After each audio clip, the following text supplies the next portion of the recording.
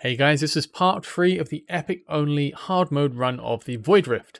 And I'll be honest, I unfortunately didn't manage to complete it with only epic, so slightly misleading. I apologize. I tried my best for quite a while, but Toreador at the very end is an absolute pain. I will explain the strategies I did use. In the end, I used one legendary hero to help beat Toreador in hard mode. So yeah, that's unfortunate. I don't really think there's enough damage on fighters on the epic bracket to handle it, or at least maybe if you have Deimos, but I don't, so I couldn't figure out how to beat it with only epics, but if you did, then let us know for sure in the comments. Anyway, with that, let's get started. Let's jump into the first battle of this part of the Hard Rift. As you can see, I only took one attempt to beat this one. I swapped my team out very quickly at the start, but I didn't really need to. I just felt like changing it because Tariel generally wasn't super useful. I took Aeon instead just to help boost my Iona and also for some CC because I really do like Aeon's ult. I think it's great to slow things down, and also the debuffs are very viable.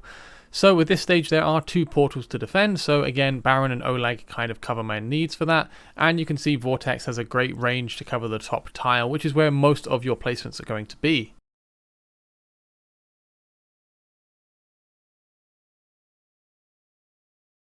Olag goes down third because, well, you need defenders and you need to cover the two lanes, so nothing particularly strategic there, you just need to have stuff down.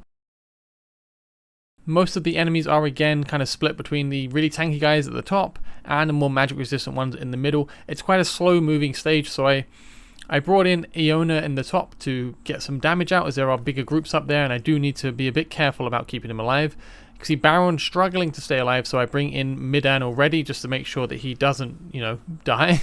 And I have Maul facing across the bottom because he has great range and I can get some damage out early on the enemies that do spawn and take their time at the bottom. And these guys that he's attacking right now have quite high magic resistance, so Iona wouldn't be particularly useful there. Now these guys, as you see, do pause. However, if you stun an enemy that's paused, it usually makes them move. However, this doesn't seem to be the case for these enemies, so maybe it was a bug that they fixed, or maybe it's just a specific scenario change for this mission in particular. I place down Aeon just so I can get some more damage out, some ults to buy time and to debuff. I just think she's a great hero in general. I was expecting her to die from the attacks from these enemies, but she seemed to hold her own okay. She wasn't getting focused by the enemies. And it's not bad. It means I've got some AoE damage coming out from Aeon, some good debuffs, and Maul dealing damage. And I have Iona at top with some pretty consistent AoE magic damage as well. So this is pretty good as my roster is. I kept Aatrox on the party just because I found him very easy and reliable. I can find loads of different places to drop him down. And you can see that Aeon does in fact get killed by the wandering enemies, but it's not a problem. So now they're starting to pile up on the top, which means a lot of damage on Baron, so I ult on Iona, and in the middle I ult with Maul so I can get some stun, some slow, and some burst damage out to hopefully deal with these guys fairly quickly.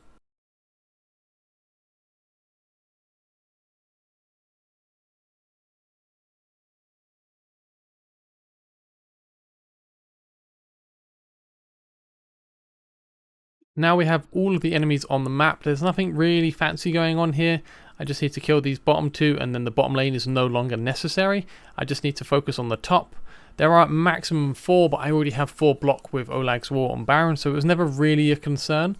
It's just making sure I kill them in time before they kill Baron. He should be plenty fine with 2 healers on him and his own shield, so it's not really much of a concern. You can see it's quite an easy run, this one. So that one's all good and cleared out of the way.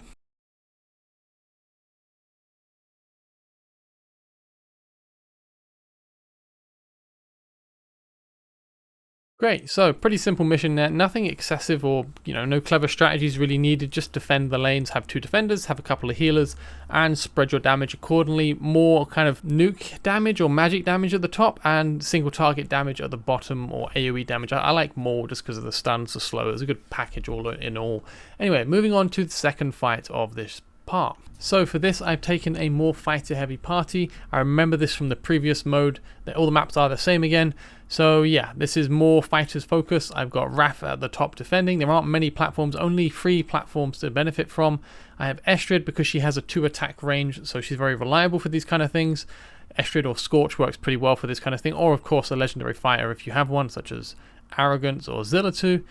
And I have my Lightlock facing up. I like Lightlock because he does do some damage and he can heal quite rapidly because he has 2 single target heals effectively and his ult comes up quickly. These choppers at the top hit very, very hard, so I was quite worried, which is why I went with Raph at the top. He's a bit tankier and he can self-heal when his ultimate is active if he is awakened 5. Oleg goes down to defend the primary lane in the middle, and I consider putting Maul at the back, but I think Iona at the front is probably slightly better. It gives me some magic damage to deal with the horde of skeletons piling up. And at the moment I have no healer on Oleg, which is why I didn't go for the Maul placement.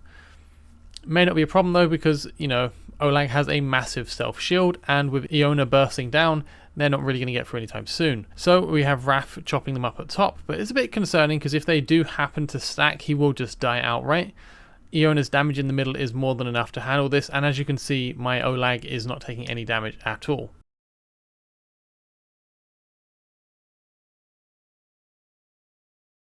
So we have the big boss on its way, and it will be going straight for my Raph, which is kind of concerning, but it wasn't too bad. As you can see, Raph is pretty strong as a hero, and he can self-heal, so as long as he doesn't get one shot, he can hold his own for plenty. And you can see that that works out quite fine. He's able to dispatch the first stage of the boss without any issues. The choppers in the middle are quite damaging, but Oleg has a massive shield and Iona has good enough damage. The boss does respawn, and now we have a much tankier and stronger version, much closer to one-shotting Raph, but I do have a backup defender to place if things go bad. I have Baron ready to drop behind my Raph. As you can see, Raph handles this by himself plenty fine enough, and the boss does die, leaving only a few choppers left to kill in the middle lane. And there we have it, that pretty much covers it. Raph was able to tidy up top by himself. I had 2 deployments left, I had 3 through most of the run, so no particular difficulties there. You can definitely get by if you can bring more fighters. Scorch will help as well if you're looking towards the epics. And you can definitely consider using Meriel because she can heal actually quite well if you want to place another defender behind a defender as a healer, basically, that's not taking up a platform. I would recommend using someone like Meriel. Anyway, let's move on to the 3rd mission. So we are on to the 3rd mission of the final part of the hard mode Void Rift run, and this is quite a tricky mission. As you can see, there are only 2 platforms to place ranged heroes or healers on, so it's a very fighter and defender heavy mission. You do need to kill the enemies in time, so defenders won't get you very far. So this actually took me a few attempts. I did re-gear and mess about with some heroes a little bit. I have Janquar down in the middle, and I have him facing up. That way he can help with Raph, because Raph has to deal with choppers, and choppers are incredibly dangerous. I have Lightlock healing all 3 heroes down. I have Aatrox down just to give some more damage to help Raph out, because otherwise Raph is going to get absolutely creamed. Janquar's cleave is enough to deal with the middle ones, and he can't help at the moment, but he will occasionally be able to help out with Raph. The burst damage from Lightlock's healing is incredibly minor, but it's a tiny bit extra. I'm kind of just scrambling for extra scraps of damage, which is why I use Aatrox a lot as well, just to help make sure that Raph doesn't drop. And as you can see, I place Oleg and Baron at bottom, so I have 2 of my biggest tanks defending the bottom lane. Oleg is in the middle because that is where the boss will be coming, so that's the most important one, and these little like tornado dust storm guys do a lot of passive damage.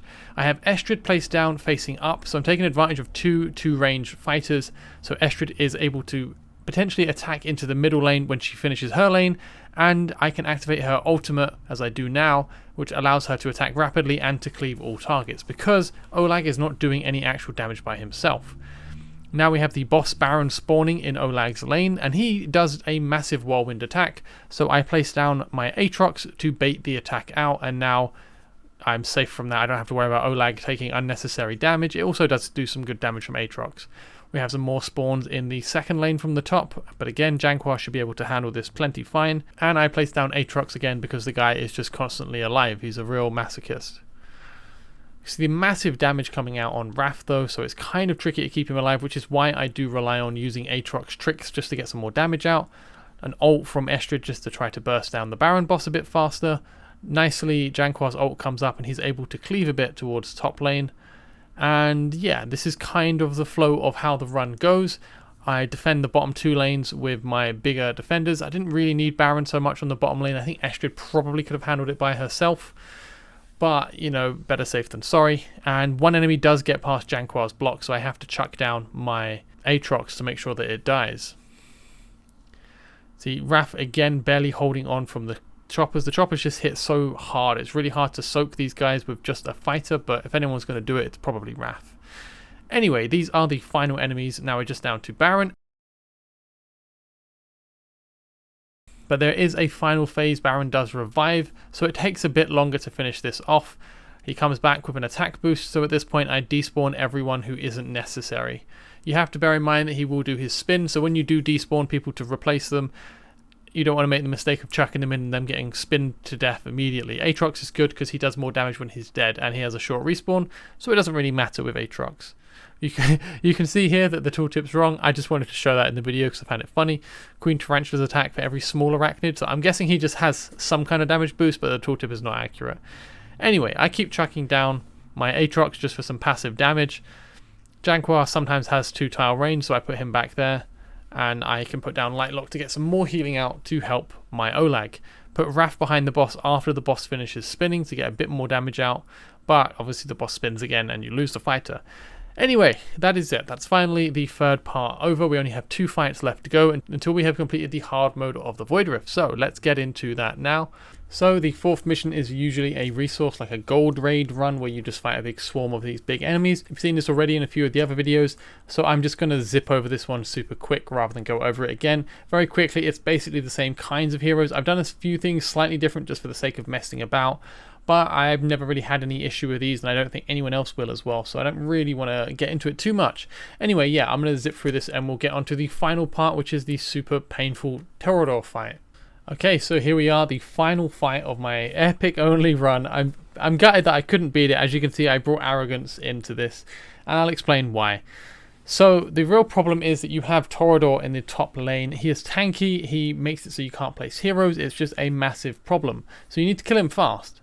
And my strategy to do that was to place as few heroes at bottom as possible. So I have actually just Baron defending the actual crystal by himself. I have Aatrox there just because when Aatrox dies, it's some good burst damage coming out.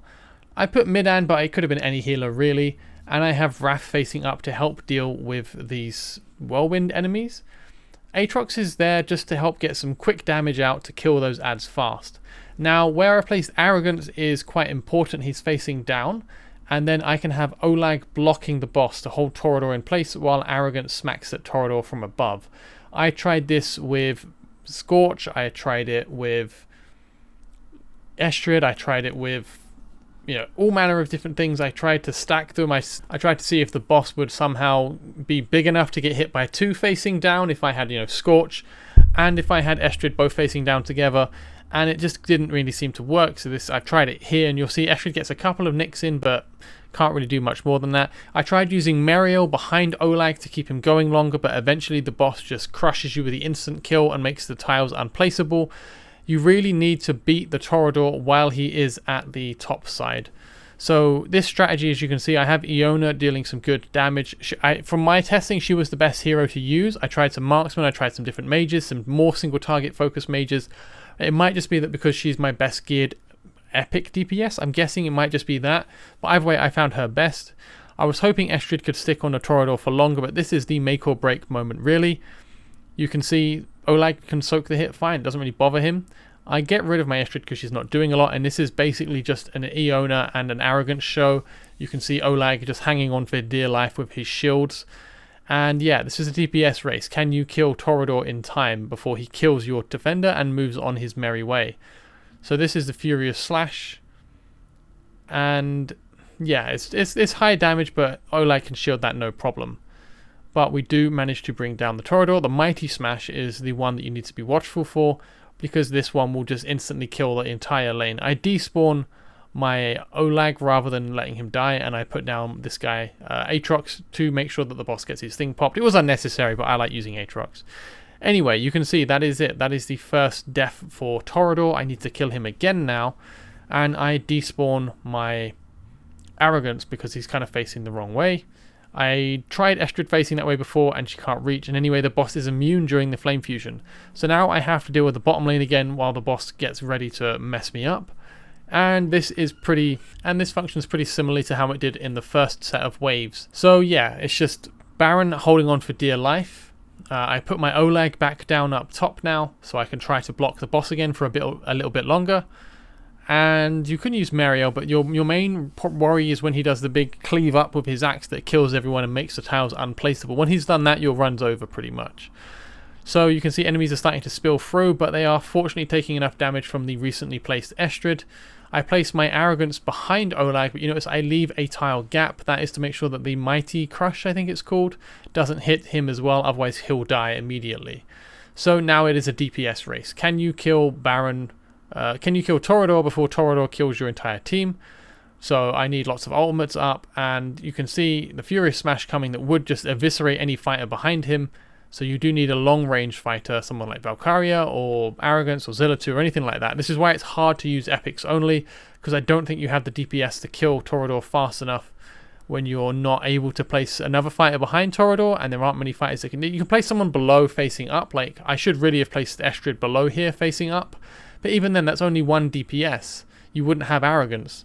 So it's incredibly hard to do, and you can see I actually lost Arrogance here, and this is incredibly close.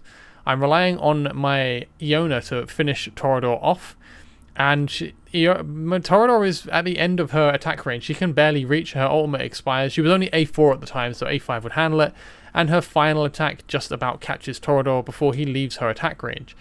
That is it. That is my epic only run. I did my best. I am quite gutted I couldn't beat it without relying on Arrogance. I didn't try any other legendaries, to be fair. You can see the massive amount of damage he did, so it definitely was heavily leaning on him. I just don't know if epics do have the damage potential without dying. Bear in mind you can't place epics behind the boss, so it's quite hard. It's quite tricky in that way. Anyway, that's the end of the run. Definitely want to be utilizing 2 range fighters for this, or 3 range fighters, the legendaries especially.